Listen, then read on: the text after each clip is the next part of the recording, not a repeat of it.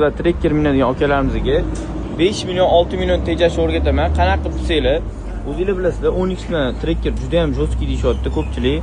Hadovoy alishtirib 5 million 6 million rasxod qilishyapti. O'zidan ham bunaqa balon chiqadi, letniy balon. Sal qattiqlik qiladi mashinaga. Ko'rayotganinglar mana. Onyxda mana shu balon chiqadi. Bu ham letniy, diskasi og'ir bo'ladi. Juda ham jo'skilik qilyapti odamlarga, shuni hisobiga hadovoy alishtirishyapti. Yo'q, bitta yo'li Xudo xolasa ancha arzonga tushasizlar. Balon alishtirish, bu yoqda Mustang, Imperial, Mustang. Trekkerga tushadigani, bu Onyx ga tushadigani. Hadovoylar taqqaninglardan keyin 90% ga o'zgaradi.